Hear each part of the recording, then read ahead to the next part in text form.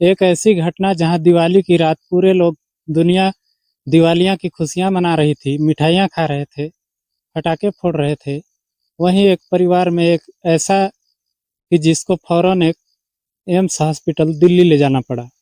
आखिर क्यों ऐसी घटना हुई? क्यों एक भाभी ने अपने देवर के साथ ऐसा घिनौना अपराध किया? इन सारे अपराधों के बारे में क्या सच्चाई छुपी है? इन सारी चीजों को आज मैं एक कहानी के माध्यम से उजागर करने वाला हूँ। दोस्तों नमस्कार, मैं संजू यादव। इस वीडियो को लाइक करना, चैनल को सब्सक्राइब कर लेना ताकि मेरा हौसला बढ़ता रहे। बाकी आप कौन सी जिला से हमारी वीडियो देखते हैं, कमेंट के माध्यम से ज़रूर बताइएगा। अगली वीडियो में आप सभी का नाम जरूर लूँगा। दरअसल जो पीड़ित है उसका नाम योगेश है और योगेश लोग टोटल 6 भाई हैं। 6 भाई में बहुत आपस में जमता नहीं है, बस बातचीत ऐसे किसी तरीके से फ़ोन पे हेलो हाय हो जाया करता है। कोई भाई आगरा में, कोई दिल्ली में रहकर मेहनत मजदूरी करते हैं। 2 लोग घर पे रहते हैं। बाकी योगेश उत्तराखंड के हल्द्वानी सिटी में अल्ट्राटेक सीमेंट में असिस्टेंट मैनेजर के पोस्ट पर हैं। अल्ट्राटेक सीमेंट की जो कंपनी है उसी में योगेश की कमाई बड़ी अच्छी खासी थी। इस महीने का तनख्वाह बताया जाता है 50-60 हज़ार से ज़्यादा उसकी सैलरी, और सुविधाएं ऐसी ऐसी कि मानो एक बढ़िया लग्जरी लाइफ हो, ऐसी सुविधाएं। अब योगेश जो था एक लड़की से बहुत ज़्यादा फ़ोन पर बातचीत किया करता था। कभी कभी तो मिलने भी चला जाता था, और वो लड़की कोई और नहीं थी, योगेश के सगी भाभी, जिसका नाम अर्चना बताया जाता है। उसकी सगी भाभी की सगी बहन थी। अब धीरे धीरे करके योगेश की भाभी अर्चना को यह सारी बात पता चल गई कि उनका देवर योगेश उनकी बहन से बहुत बातचीत करता है और लगाव बहुत ज़्यादा हो चुका है दोनों में। तब उनको बड़ा अच्छा लगने लगता है कि चलो कम से कम मेरी बहन एक अच्छे खासे लड़के को पसंद कर ली है, दोनों में जम रहे हैं, शादी उसी से करवा देंगे। लड़का भी खूब कमाता है, और इधर अर्चना की बहन अपनी बहन अर्चना से फोर्स करती थी कि दीदी मैं शादी तो इसी से करूंगी, आपके देवर से ही करूंगी, मुझे बहुत पसंद है। लेकिन मानो योगेश ने दुनिया भर की तमाम बातों को ना ध्यान में रखते हुए अपने माता पिता की बातों को माना।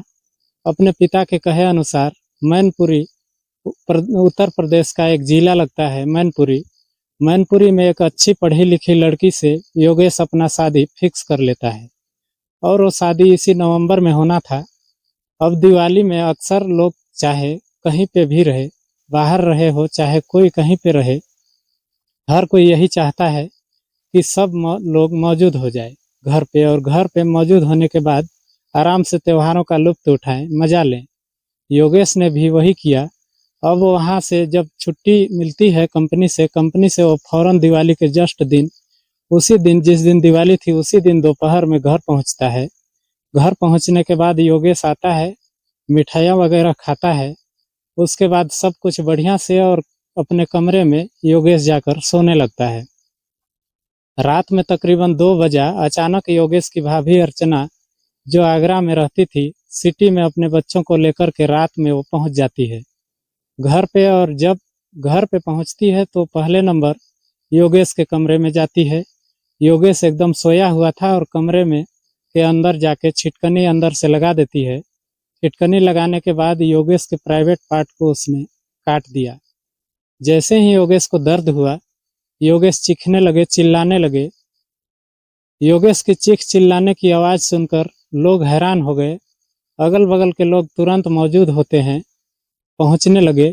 और जब लोगों ने दरवाज़ा खटखटाया, योगेश क्या हुआ, तुम चीख क्यों रहे हो, कोई कमरे में है क्या, कोई घर में है क्या, तरह तरह की बातें योगेश से लोग करने लगते हैं। लेकिन योगेश यही कहता है, मुझे बचा लो, ये मुझे मार देगी, मुझे बचा लो। तब लोगों ने ज़बरदस्ती करके दरवाज़ा को तोड़ा। पड़ोसियों ने तोड़ने के बाद जब देखते हैं कि घर में कोई और नहीं बल्कि योगेश की भाभी अर्चना है, जिसने इतना बड़ा कांड कर दिया कि अपने ही देवर के प्राइवेट पार्ट को काट दिया। अब पड़ोसी ने तुरंत आनन फानन में योगेश को नज़दीकी हॉस्पिटल में एडमिट किया। लेकिन नज़दीकी हॉस्पिटल में मामला इतना क्रिटिकल होने की वजह से उन लोगों को दिल्ली एम्स के लिए रेफर कर दिया। अब योगेश को जब रेफर कर दिया जाता है दिल्ली, और दिल्ली गया तो वहाँ पुलिस ने पूरे मामले की जब छानबीन करनी शुरू की, तब ये पता चलता है कि योगेश की जो भाभी है, जिसका नाम अर्चना बताया जाता है, ये भाभी इसकी ये चाहती थी कि इसकी बहन की शादी योगेश से हो, जबकि योगेश की शादी मैनपुरी जिले के एक गांव में एक पढ़ी लिखी लड़की से इसकी नवंबर में होने वाला था। बस इसी नाराजगी की वजह से अर्चना ने इतने बड़े कदम उठाए।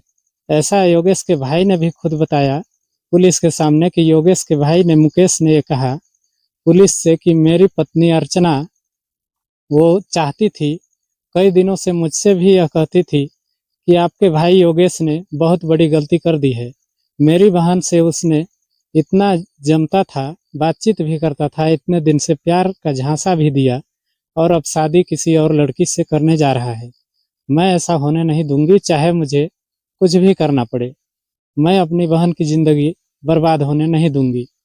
यही सारी चीजें वो मुझसे भी कहती थी, और आज देखो साहब, उसने इतना बड़ा घटना कर दिया। अब मैं क्या करूं? पुलिस ने तुरंत गिरफ्तार किया। पहले तो योगेश की भाभी अर्चना को गिरफ्तार करने के बाद जेल भी भेज दिया गया। और जेल भेजने के बाद जैसे जैसे ये मामला न्यूज अखबारों में, सोशल मीडिया पे वायरल होना शुरू हुआ, लोग अपने दांतों तले उंगलियां दबाना शुरू कर दिए कि एक भाभी ने अपने देवर के साथ मात्र मामूली सी बात को लेकर इतने बड़े घटना को अंजाम दे दिया, जहां बातचीत से भी मामला सुलह हो सकता था। लेकिन वहीं योगेश की भाभी ने तो योगेश को जान से मारने का भी प्लान बना लिया था।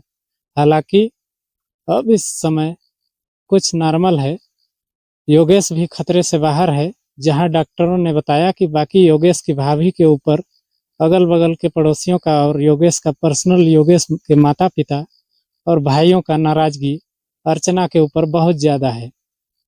हालांकि इस कहानी को सुनने के बाद आप क्या कहना चाहोगे मेरे दोस्त, कमेंट में जरूर बताइएगा। इस सच्ची घटना को सुनाने का मकसद किसी को परेशान करना या किसी का दिल दुखाना नहीं है। आपको जागरूक करना है, आपको सचेत करना है। अपना ख्याल रखें, अपनों का ख्याल रखें, सचेत रहें। वीडियो पसंद आई हो तो वीडियो को लाइक कर दीजिए। चैनल पर नए हैं तो चैनल को जरूर सब्सक्राइब करें। मिलते हैं फिर अगली सच्ची कहानी में। तब तक के लिए आपसे विदा चाहते हैं। जय जोहार।